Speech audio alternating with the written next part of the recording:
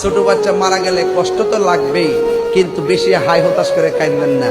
আল্লাহর কবেন, আল্লাহ তোমার আমানত, তুমি লয়া গেছো, আমি সহ্য করে রইলাম।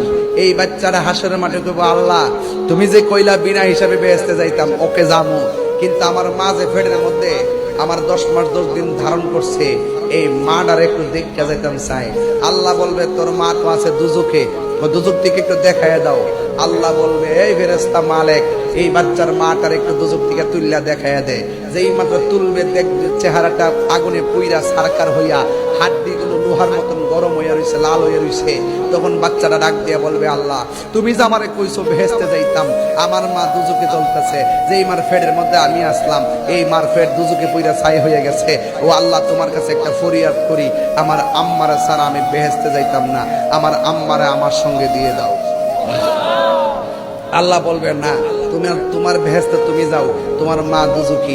তখন বাচ্চা ডাক দিয়ে বলবে, আল্লাহ তুমি যেহেতু দিতা না, একটা কাম করো, আমারে তুমি বেহেশতে দিছো, আমি খুশি হয়েছি, আমার মারে যদি আমার লোকে না দাও, তাইলে আমি কইলাম আমার মার সঙ্গে আমার দুজকে দিয়া দাও। তখন আল্লাহ ডাক দিয়া বলবে, ফেরেশতা রে, দেহস না কুটি মায়া লই আমি বান্দা বানাইছি, আর হেরে অল্প একটু মায়া দিছি, দেহস না কেমনে মাল লাগা ফুলা পাগল, এর সাথে কুটি মায়া না আমি আল্লাহ বান্দার জন্য রাখিয়া দিছি। যা বাচ্চার মা বাপরে জাহান্নাম থেকে তুললা তাসলিম নামক পানি দিয়া দয়া এমন ভাবে উপযুক্ত করে দিবি, জাহান্নামের একটা চিহ্ন যেন না থাকে।